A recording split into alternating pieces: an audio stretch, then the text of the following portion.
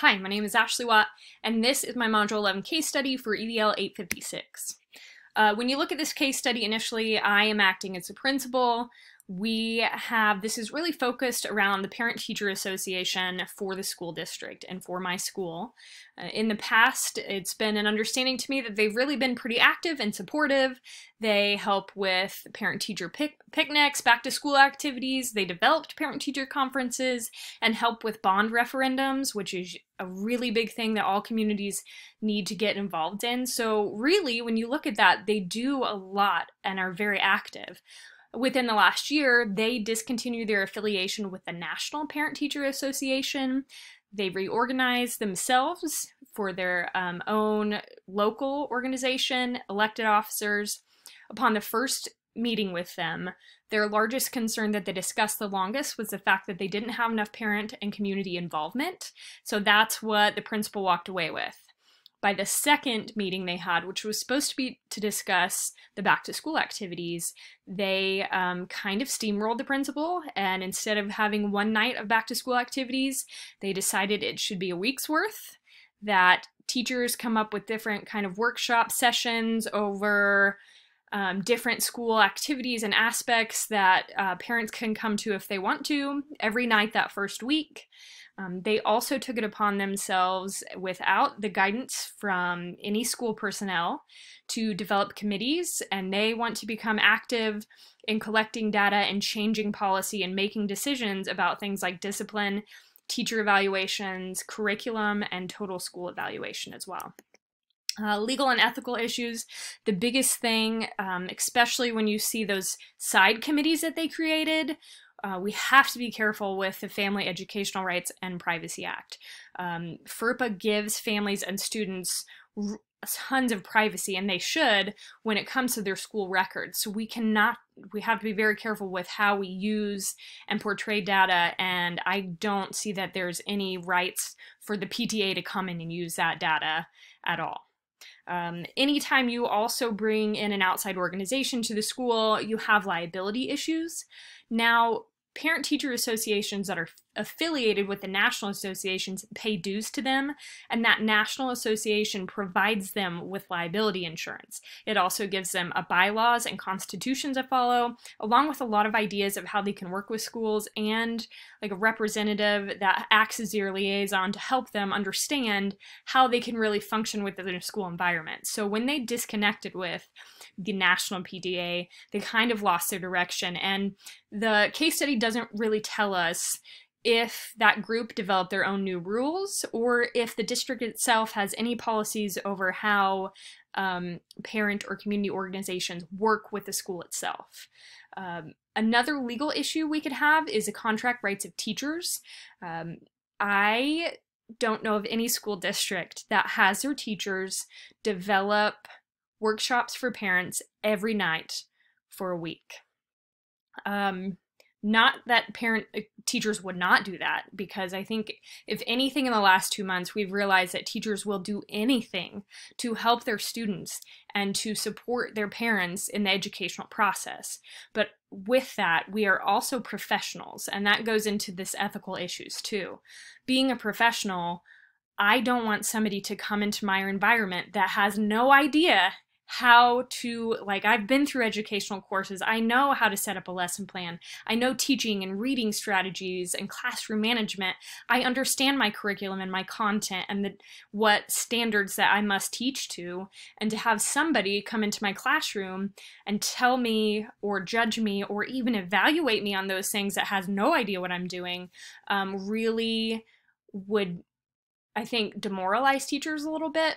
And I also think that as much as you would like to think you would always have perfect relationships with your students and their parents, I would bet that at least one point throughout every educator's career, they have a student or a family that unfortunately they butt heads with. So if I'm the math teacher and I failed your son or daughter and you are now mad at me, but you're part of PTA and you have rights to fix my curriculum and also evaluate me, that I think is a really big ethical issue that we need to address as well.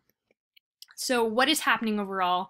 The Parent-Teacher Association would like to have more power in the decision-making process of the school and have developed committees to do so without the guidance of school personnel. When we look at the facts of the case, the people involved really initially in the actual case study are the Parents Association and the principal. But when you look about what they're thinking about, what they're going to do, they quickly bring in teachers, they quickly bring in students, and I think at some point within this case study we have to bring in the superintendent and think about the Board of Education as well. The place, it's local school district.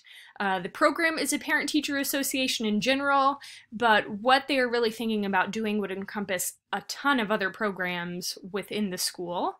That could also be an issue as well.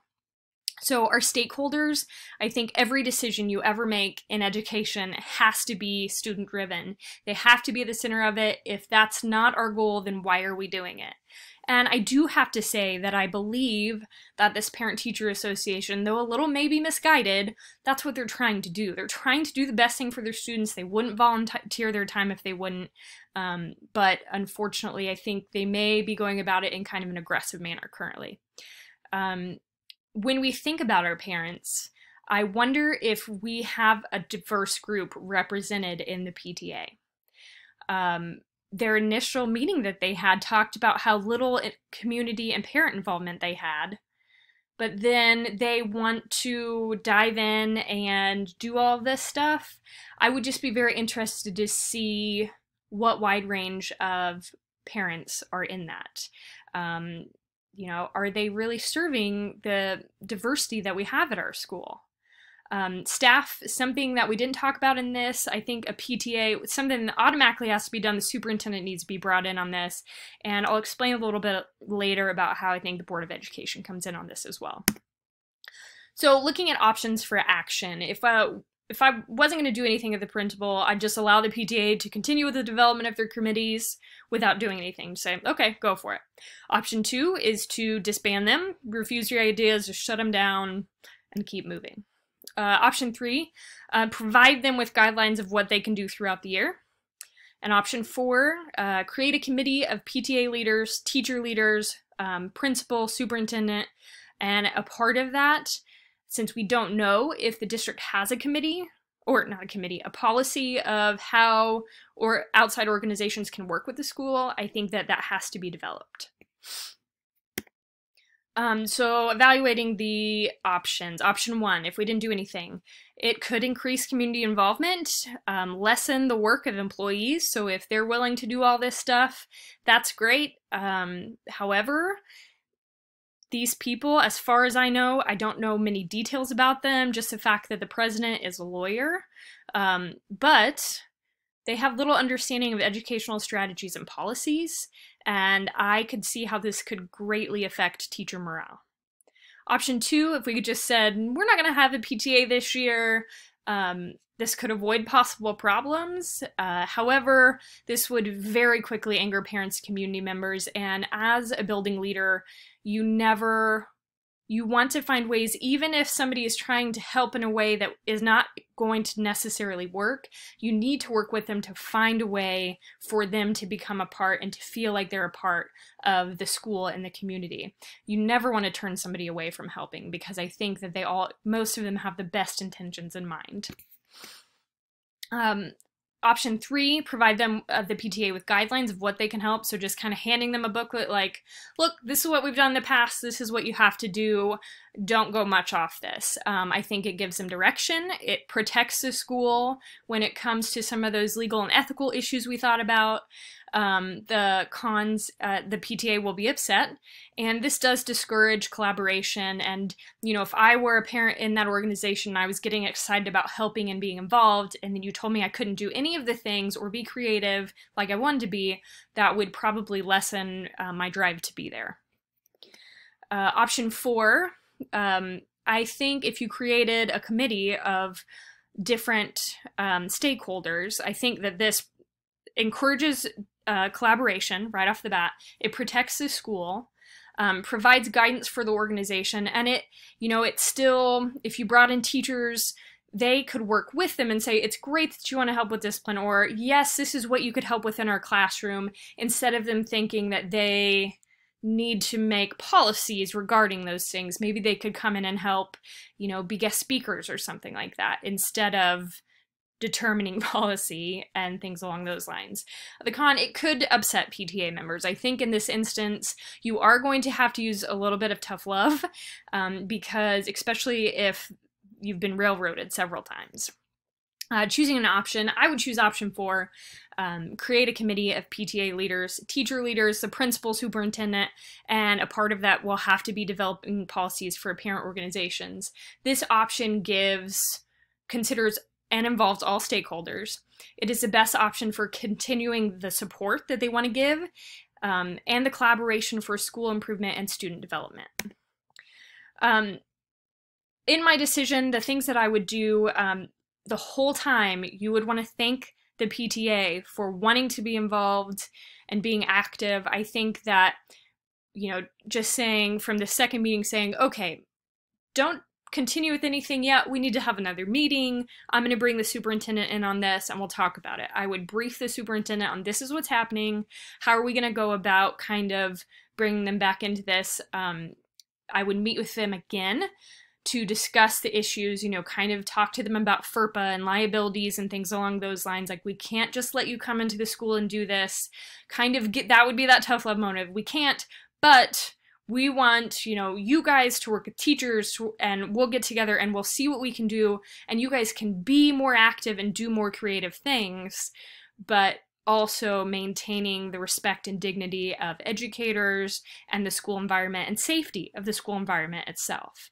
And a part of that, again, needs to be, and it may not be this committee that develops it, but the policy regarding parent and community organizations working with the school should be built and should be put in a handbook, and that'll need Board of Education approval. So the standard that we met within this class and this case study is to understand and demonstrate the capacity to collaboratively engage and cultivate relationships with diverse community members, partners, and other constituencies for the benefit of school improvement and student development. I have been a part of 2 school districts now and been really, really lucky to work with 2 such supportive communities and to work with administrators that are so good at bringing communities in a safe and helpful way to provide great things for their students. And I think it is important as a building leader to be open, welcoming, but also organize and collaborate in a way that will truly be effective, have everybody feel like they're a part, that they can be creative, and that they're honestly helping their student the best way that they can.